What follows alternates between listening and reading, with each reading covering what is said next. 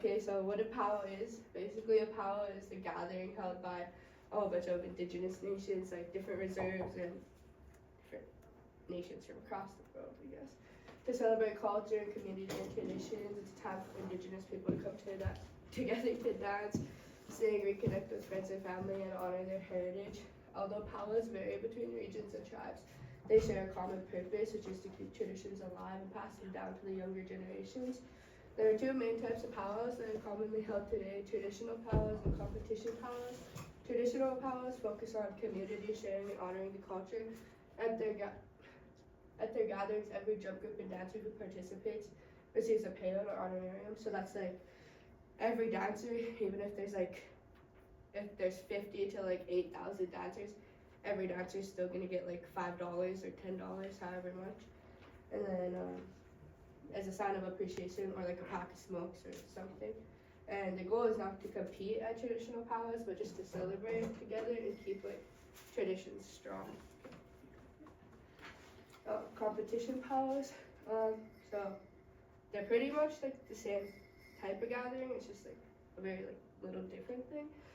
Competition powwows are also called contest powwows, which some really traditional people don't like competition powwows because originally powwows weren't really supposed to be for competition, but they introduced friendly rivalry. At these events, drum groups and dancers compete against each other for prizes. Judges evaluate participants based on factors like timing, style, and energy. While competition powwows still carry deep cultural meaning and respect, they also showcase incredible skills. Dancers spend months preparing their regalia and perfecting the moves. Drum groups work hard to create powerful songs that move both the dancers and audience. Both types of powwows are valuable and meaningful in their own ways. They show the diversity and strength of indigenous cultures and the many ways that people could. Sorry. I know. You should. I don't know. Wait. The many ways people continue to celebrate their culture in a good way. Okay, now you can continue. Why do people go to powwows? Some people just go for fun, or just with their school or something like we do, but people attend powwows to celebrate and affirm their culture, and they're serving as a gathering for family and friends, and just people to meet each other and reconnect. Powwows are also a way to honor ancestors, express cultural pride, and keep traditions alive. A lot of people go to powwows to learn, heal, and reconnect, and like to pray and stuff, and strengthen their spiritual connection. For some, powwows are a way to meet new people, exchange stories, and support indigenous artists and vendors who sell regalia, art, beadwork, and traditional foods. Powwows are a place of teaching and respect where elders pass down knowledge to younger generations, and everyone is welcome at a powwow to experience the beauty, strength, and resilience of indigenous cultures. The history of powwows, I didn't write that much because this part's kind of boring for me. But these celebrations were adopted and adapted by various indigenous communities, each adding their own traditions, songs, and dances to reflect their cultural identities. So like some dances originated from here, while other dances, you got any input on this? Some other dances are from like the south, some are from the north. The Ponca Nation is often credited with holding the first intertribal powwow, which is like where everyone kind of dances, in the early 18,000s. During the 19th century, many Northern Plains First Nations developed distinct powwow dances, including the grass dance and later on the fancy dance, which is what my sister's dancing. Well, she dances fancy shawl, and which became important forms of cultural expression and resilience in the face of colonization and cultural superstition. Dances and regalia, that's just how you pronounce it, because this morning Kina didn't even know if she spelled regalia right.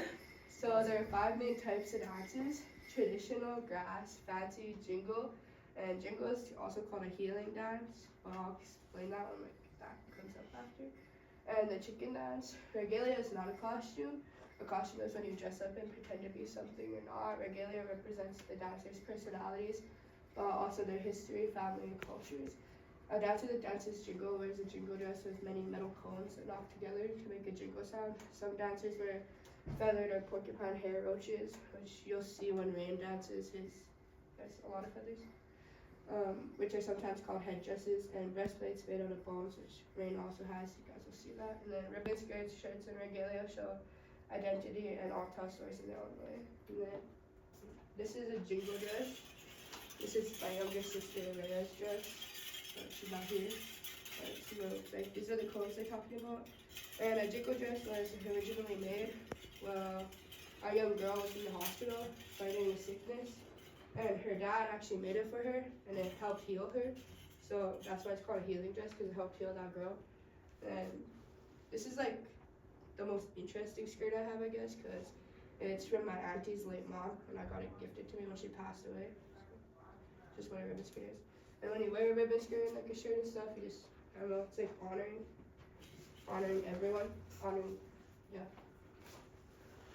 And then the pictures are kind of blurry, because like, but this is men and women's fancy, so this is how my sister's dancing again, and that's how men's fancy would look. Okay.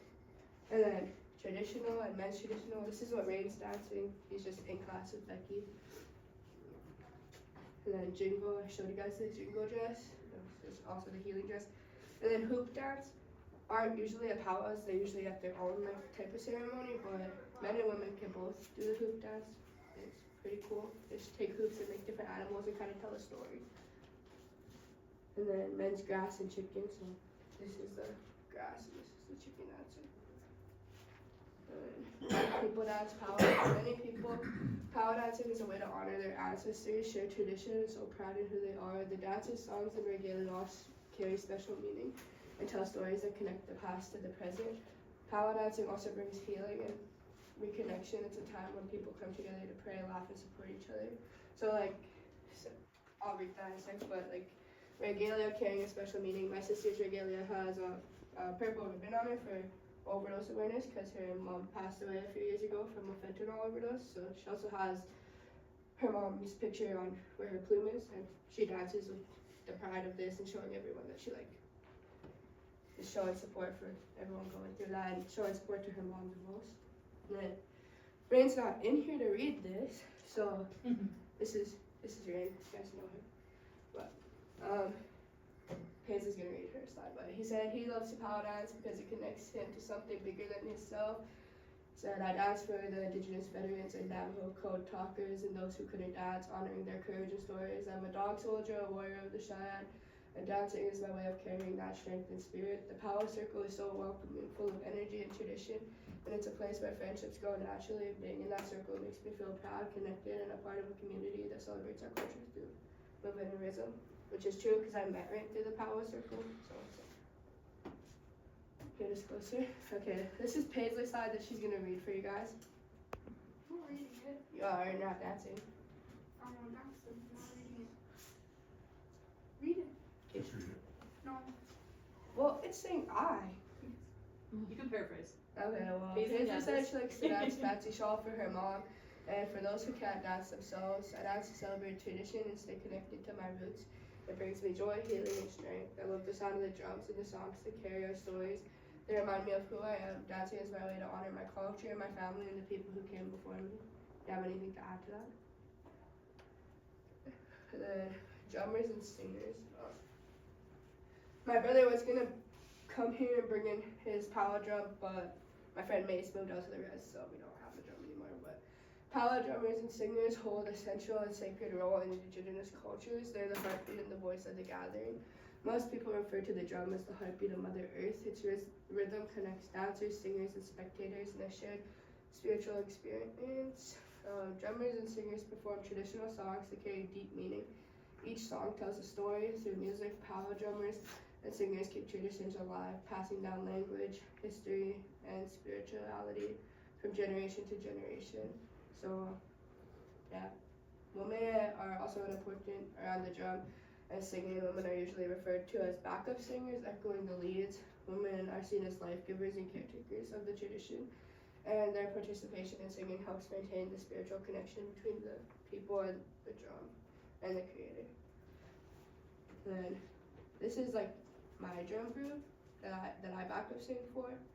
So this is the Saskatoon Pow, and this is like the FNU Pow, but just kind of showing like the drum, and I had some videos, but could have put them on my side, but the drum like brings a lot of people together, because at Saskatoon Pow we started out with just these three boys right here and my two brothers, and then by the end of one of our songs, there was at least like 30 dancers around the drum. So it was pretty cool. It showed like how many people, or 30 dancers, 30 singers around the drum, and they were all drumming. And like everyone came and recorded, which was pretty cool. Because that was like everyone's first time going to like a big powwow like that. Well, my one brother's first time. Then, yeah, that's all I got to say about that. I was gonna bring a stick to show, but I forgot. But And this is the one we went to, the First Nations one, right? yeah, That we saw that. a stick is pretty much just like a stick and then leather and like string.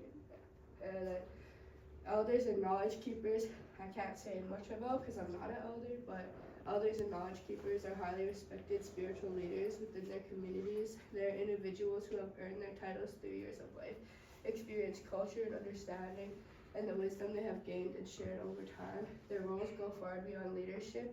They are carriers of traditional teachings, languages, and ceremonies, ensuring that cultural knowledge is preserved and passed down to future generations. Elders and knowledge keepers are often called upon for guidance, healing, and decision making, as their insights reflect the values, histories, and spiritual connections of their people. And then, rules of the drum and dancing. The drum is also referred to as mushum. There's like multiple ways to spell mushum, that's just how I spell it. But yeah, it's just a sign of respect for the drum, I guess, because the drum is always going to be like a higher power than you, and that's like, it's giving it the same respect as you would to an elder. But never being intoxicated, drunk, or high around the drum. Registering all singers beforehand to prevent drum hopping, which like drum hopping is allowed at traditional powwows because like you're not getting paid, but competition powwows, if you drum hop, your whole drum will get cut or like a whistle blown on it. Singers must be sober, and because of for roll call, the drum itself is sacred and should never have anything fixed on it.